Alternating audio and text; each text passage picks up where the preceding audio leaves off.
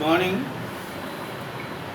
The transformation of law in the area of uh, transfer of property, transferring rights by mortgage is the main subject. This was initially 69 of Transfer of Property Act. The rights of the mortgagee was that he could bring the property for sale with the intervention of the court only. Order 34 he has to invoke a suit for foreclosure. That was 69 transfer of property. Thereafter, what they have done, they have brought an amendment. 69 clause 2 says, if there was an agreement between the parties, mortgager and mortgagee, that if there was a default of payment of interest or principal on demand, the mortgagee can bring the property for sale to foreclose his debt without intervention of the court. That was 69 clause. But at the same time, 69 clause 2, there should be pre-notice to the mortgager informing about the dues. So that resulted so many private actioners, Murray and Company, Raj and Co., so many things are there. Murray and Company was lasting for several years as a monopoly actioner, but later on, due to social engineering process, several other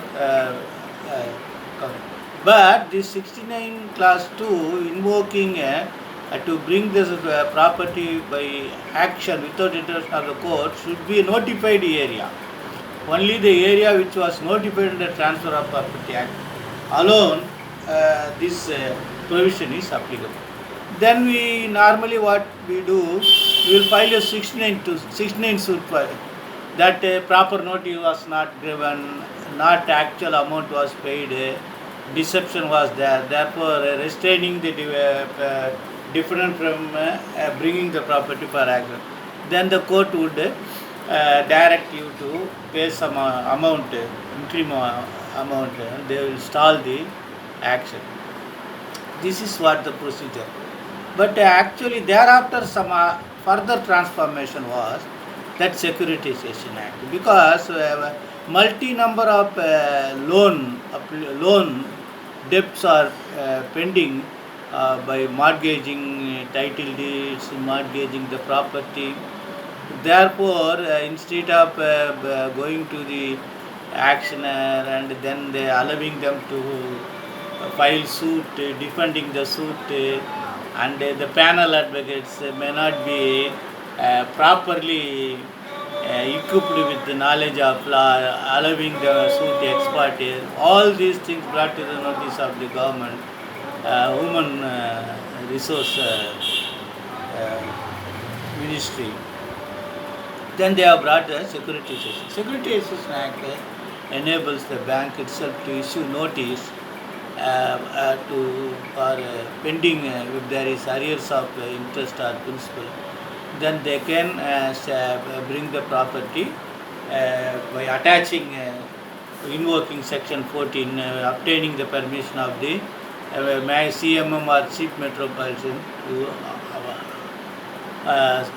attach the property, then bring the property. If you want, you have to file application before the Debt Recovery Tribunal, stating that the property is being, I am ready, some amount deposit, all these things are. This 69 clause 2 is provided under Securitization Act, Debt Recovery Tribunal Act. Then thereafter Debt Recovery Tribunal, Appellate Tribunal. If the Appellate Tribunal since is not being posted, then we rush to the High Court, all those. This is the transformational law. Time to time the cases are decided. Sometimes what happens, even without resorting to approach the tribunal, we rushes to the High Court particularly during the vacations, and some lenient judges normally what says, you deposit some amount, till then stay, then in meantime you go and approach the tribunal. Sale of law of equity is being extended. So I would like to discuss this judgment, which helps those who are dealing with such cases, or the clients who approaches you for the remedy. This is case AR 2020 Karnataka 86. Justice R. Devadas J. Gauramma versus Karnataka Bank Limited, Bangalore. In this case, given case, actually what had happened, the petitioner borrowed money from first respondent bank. On failure of petitioner to repay the outstanding amount due, the bank proceeded to initiate action under the Securitization and Reconstruction of Financial Asset and Enforcement of Security Interest Act 2002, called SARFAESI Act. The notice of sale was issued on 8/11/2019. Action was fixed on 30/11/2019. The outstanding was 35 lakhs plus. The petitioner approached Debt Recovery Tribunal at Bangalore by filing SA. The DRT by order stayed the confirmation subject to condition, should pay 5 lakhs deposit and then 3 lakhs deposit on or before 2012-2019. This condition was fulfilled by the petitioner. Then what had happened? He requested the bank to settle the dues under OTS bank. That communication was not disposed. Therefore, he approached the Honorable High Court. Then the High Court has held that the first respondent bank, if the representation was given by the petitioner, it is duty of them to dispose and allow the petitioner to dispose his property at the market rate, and the petitioner should be given an arrangement. And one-time OTS, one-time settlement may be allowed to be considered. This was the order. This was the order passed by the, and the ratio was given by the Honorable Karnataka High Court. The reasonable time was granted, and representative was directed to be considered, and settlement by OTS was also given. Until then, DRT shall be stayed for a period of 1 month till 6/4/2020. This was the judgment delivered. This is also law of equity because once mortgage is always mortgage. That is the concept of mortgage law. Even action was conducted. You can also file suit for declaration to declare that action itself is illegal because proper procedure was not there. The actioner was permitted to deposit the action deposit or some initial amount by extending the date, which was not admissible or permissible or regulated under tender notice or action notice. All these grounds may be worked out at the stage. Thereafter, they would direct the debtor to deposit the cost of the action and other expenses, and also direct to pay interest from the date of deposit of the action amount by the actioner until disposal of the application made to recover the property. Therefore, the doctrine was once mortgage is always mortgage, is concept being followed by the our common law process, Westminster civil jurisprudence being followed.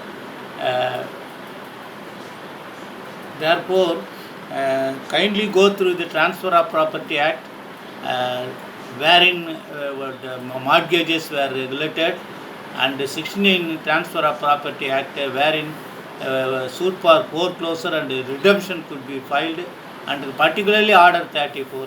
Order 34 deals that if you file a suit for foreclosure as well as redemption, so initially the degree would be only directing the defendant, directing the plaintiff to pay the amount, or directing the defendant to pay the amount within stipulated time.